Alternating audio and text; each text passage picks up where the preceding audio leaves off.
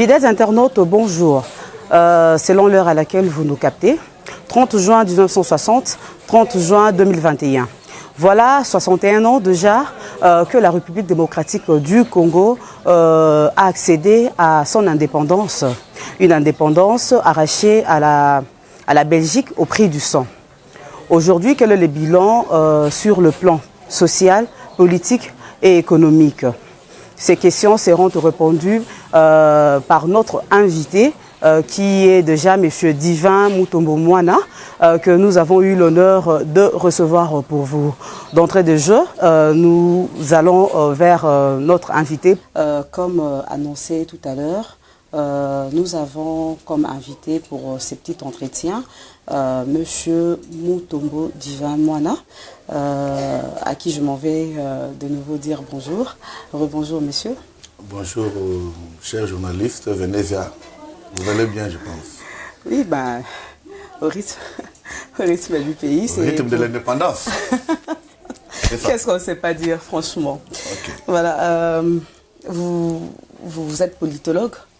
Est-ce qu'il y a une autre petite information à ajouter? Oui, je suis politologue, je suis manager, je suis promoteur, je suis fondateur de la Fondation Saïra et je suis congolais du père et de la mère. Ça ne pouvait pas manquer, vraiment. Depuis un certain temps, c'est comme un petit vaccin. Voilà. Monsieur Mutombo Divin Mwana, 30 juin 1960, le Congo a arraché son indépendance à la Belgique. Que représente à vos yeux l'indépendance de la RDC? Bon, l'indépendance, c'est la souveraineté d'un État. D'abord, ça représente que le peuple est devenu libre. Le peuple peut décider seul. Le peuple peut avoir ses initiatives et les mettre en pratique sans qu'il y ait l'influence extérieure. C'est ça.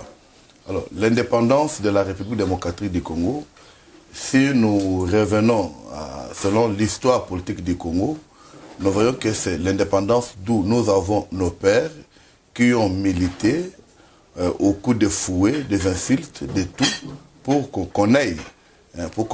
Donc, avant de dire toutes choses, dans le bon et dans le mal, il faut d'abord saluer les âmes qui ont milité pour l'indépendance, qui aujourd'hui ont fait de la RDC un pays souverain. D'accord. Autour des années 59-60, plusieurs pays africains ont accédé à leur indépendance.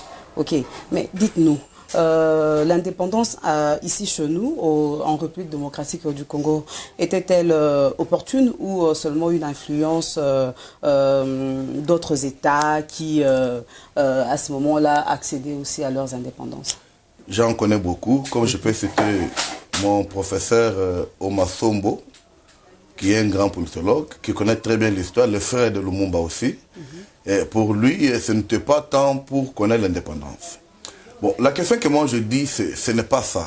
Ce n'est pas ça, parce que depuis qu'on nous enseigne à l'université, je peux dire 80% des Congolais, jusqu'à ce jour, ils disent que c'était une indépendance précipitée ou anticipée. Et moi, je ne peux pas dire ça. Étant politologue, si on avait anticipé, si on avait précipité, aujourd'hui c'est 61 ans. Donc jusqu'à ce jour, on n'a pas toujours la maturité de bien gérer, on n'a pas toujours la maturité de bien comprendre ce qu'est la souveraineté.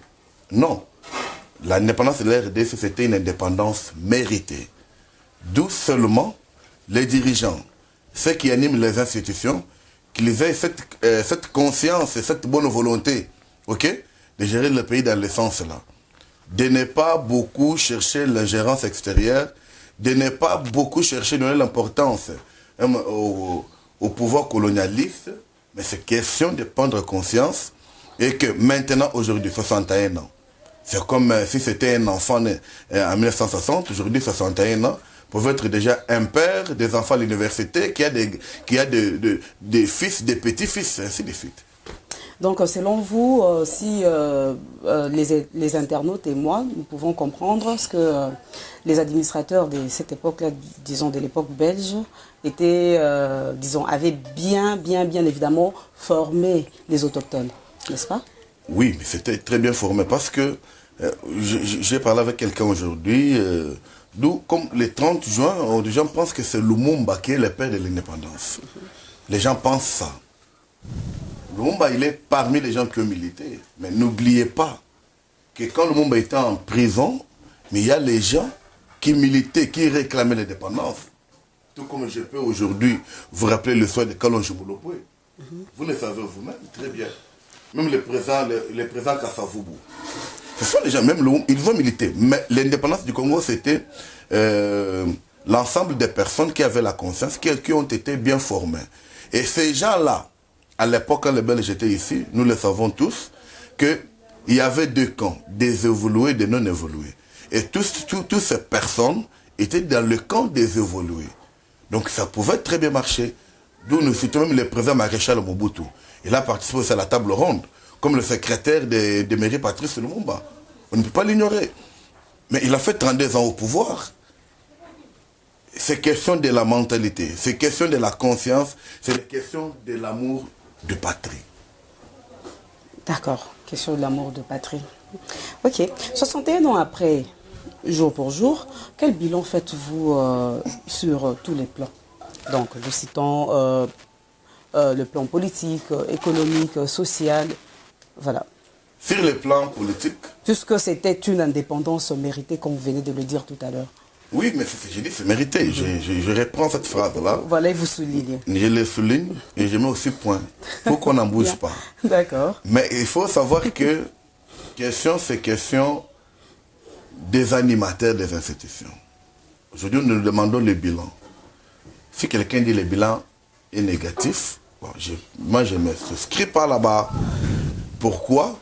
Parce qu'aujourd'hui, dans notre pays, nous connaissons déjà les mots des élections indépendantes, malgré le tricage qui sépare le monde, même aux États-Unis, quand il y a les élections, il y a toujours contestation. Nous avons vu, Mobutu a fait, le temps qu'il a fait, c'était samedi de diriger le pays. Nous avons les Raïs et Joseph Kabila Kabange. Pendant 18 ans, il a organisé les élections pendant 3 fois, d'où il a laissé même le pouvoir.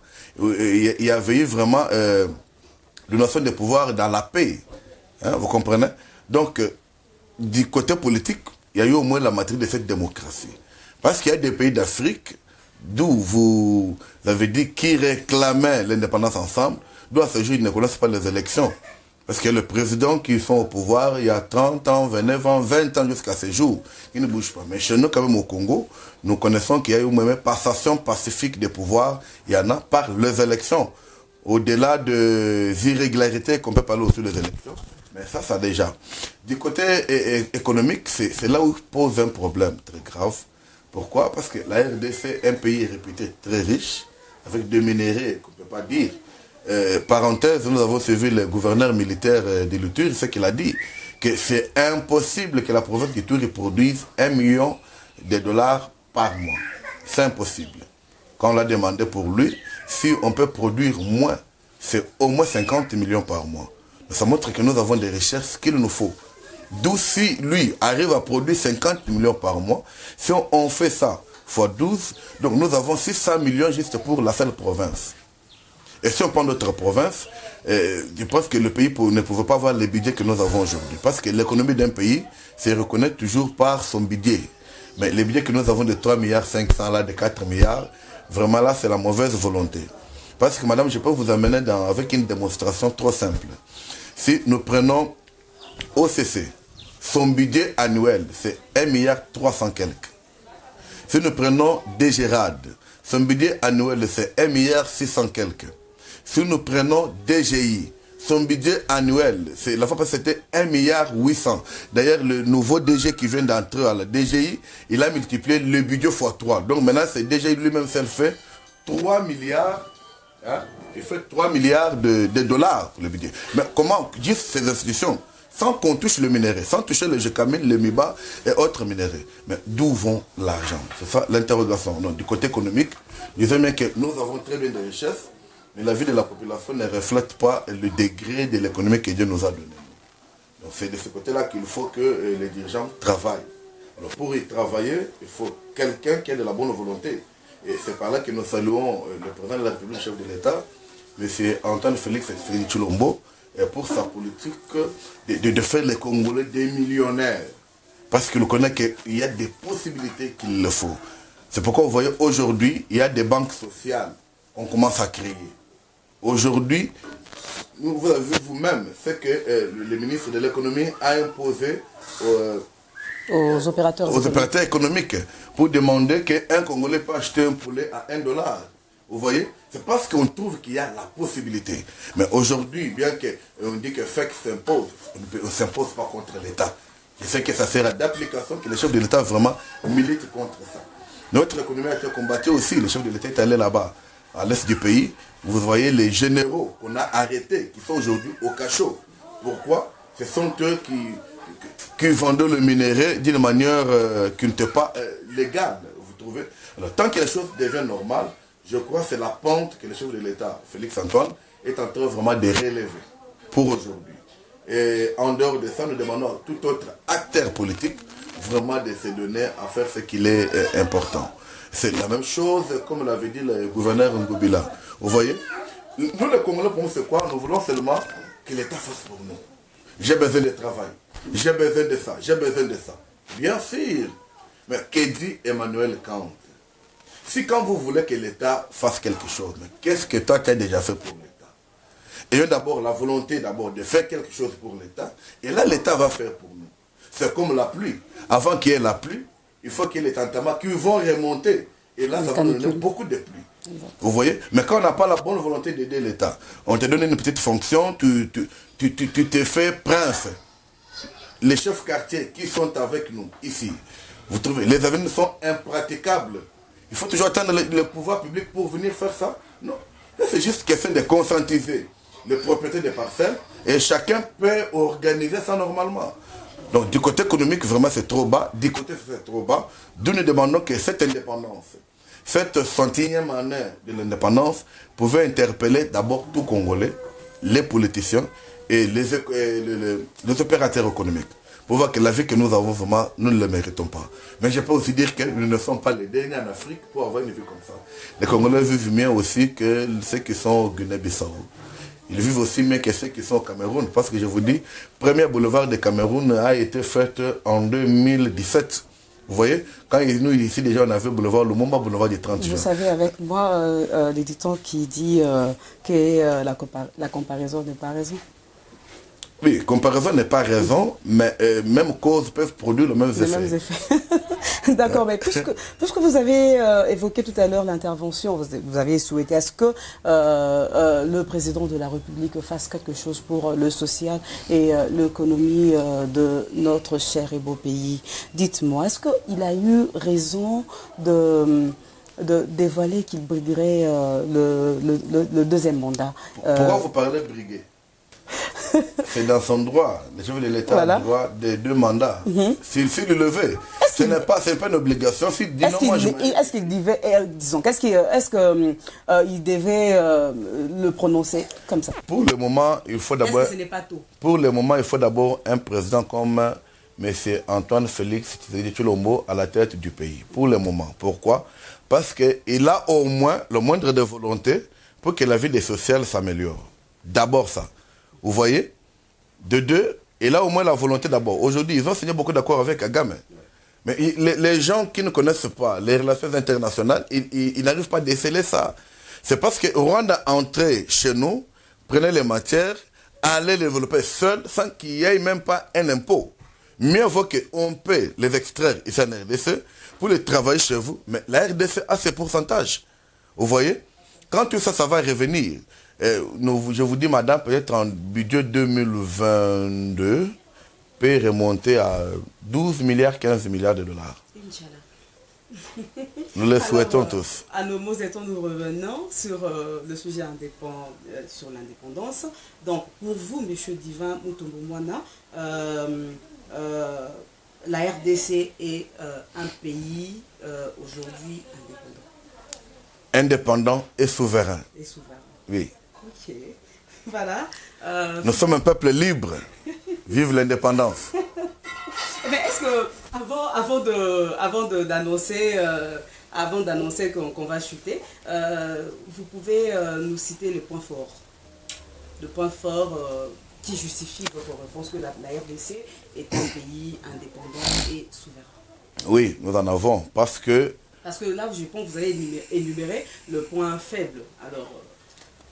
Bon, le point fort, c'est sur la diplomatie. Aujourd'hui, le roi de Belge ne peut pas venir au Congo faire une loi. D'ailleurs, avant de venir, il va aussi remplir l'audience. Hein, vous comprenez? Donc maintenant, là, ça devient une relation bilatérale. Quand il y a des relations bilatérales, ça veut dire que c'est... Vous voyez, aujourd'hui, le président français ne peut pas venir ici dire ce qu'il veut. Il ne peut pas dicter aux Congolais. Nous avons notre indépendance comme ça. Autre point fort que je peux vous dire, aujourd'hui, le peuple congolais, c'est seulement, comme nous avons parlé de faiblesse et de l'économie, c'est un peuple très fort, ok? D'où partout au monde, quand vous passez, vous allez voir, il y a au moins un Congolais là-bas. Et quand vous arrivez, et on va vous dire, non, non, quand vous allez en Afrique, c'est le Congolais, il y a Yoville, c'est tout un quartier. Quand vous allez au Bruxelles, il y a tout un quartier de Congolais, les Matongais, hein, vous comprenez? Et quand vous allez en Chine, vers, le nom m'échappe, tous ces hôtels-là, c'est les Congolais. C'est les Congolais qui sont là-bas, qui ont construit là-bas. Pourquoi? Parce que nous sommes un peuple indépendant. Mais le point faible que nous avons aujourd'hui, c'est que nous décidons seuls. Alors, comme nous décidons seuls, le bien du peuple congolais. En dehors du fait que vous soyez un homme politique, vous êtes aussi fondateur de la fondation Saïra, c'est ça? Oui. Alors, comment se porte la fondation? La fondation Saïra demain, c'est une fondation qui est venue pour apporter le peuple congolais. Oui, c'est comme je vous ai dit, on ne peut pas toujours être là. Mais qu'est-ce que l'État fait pour moi? Qu'est-ce que l'État fait pour moi? Non. Nous sommes là pour décider l'État.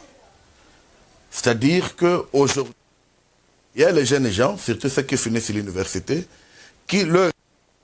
C'est seulement travailler. C'est seulement marcher avec les 4x4. Hein? C'est seulement marcher avec des gros... Mais oubliant qu'on peut commencer par zéro et puis remonter. C'est par là que j'ai pu évoquer. La Fondation Saïra a été faite selon quelques principes d'un samanisme. Le samanisme, c'est mon mentor de management, Linikin, le recteur de ce PROMAD, M. Samano Lutu, mon professeur de management, qui nous disait, tu peux être ministre, tu peux être député, tu peux être homme d'affaires, mais derrière ta maison, parce qu'un jour, on peut dire que tout est bouclé. Tu as l'argent, mais tu peux aller derrière la maison, tu peux avoir le fait de patates pour manger. Alors, la Fondation Saïra, il est là, d'abord, pour l'entraide, c'est le premier objectif. Entraide entre nous. Dans l'entraide, quand on voit l'entraide, on voit l'amour. Les Congolais, souvent, ne s'aiment pas. C'est pourquoi ils ne cèdent pas. Au-delà de l'entraide, nous sommes dans solidarité. Vivre ensemble. Compatir à nos situations. Parce que nous, comme partout au monde, c'est quand quelqu'un est mort qu'on commence à compatir maintenant là. Hein? Quelqu'un peut même aller vendre quoi pour lui même $500 parce qu'il est mort. Non. La Fondation Saïra, dans la solidarité, c'est que on voit le talent qu'il y a quelqu'un, qu'est-ce qu'il faut faire pour lui relever. Quelqu'un peut avoir un problème, il faut l'assister quand il est vivant. Vous voyez? Au-delà de ça, nous avons axe de développement qui est le prêt. C'est-à-dire que, sous forme de microfinance, lorsque quelqu'un vient chez nous, nous pouvons renforcer sa capitale économique pour commencer à rembourser petit à petit, de peur qu'il remonte, qu'il soit le businessman. Et ça, d'abord, le 3 piliers de la Fondation Saïra. Alors, tu me demanderais, mais dans ça, où se trouve l'emploi? Non, mais l'emploi, c'est d'abord la Fondation lui-même. Nous voulons que la base soit partout. Nous avons commencé ici à Kinshasa. Et le lancement officiel devrait réellement se faire aujourd'hui. Et c'est pourquoi vraiment je loue cette émission, parce que tous les membres de la Fondation qui acceptent notre vision, ils peuvent adhérer, ils peuvent comprendre hein, à ce que nous sommes en train de faire. Mais comme le chef de l'État a interdit les rassemblements de plus de 20 personnes, on n'a pas pu faire ça. Mais on a en train aussi de travailler comme ci, comme ça. Mais nous espérons mieux dans les jours à venir. En dehors de Kinshasa, nous serons au Kasaï central et au Katanga. Parce que c'est là nous avons déjà des animateurs qui peuvent aussi lancer la fondation là-bas. Mais nous voulons d'abord que la fondation soit ici d'abord à Kinshasa.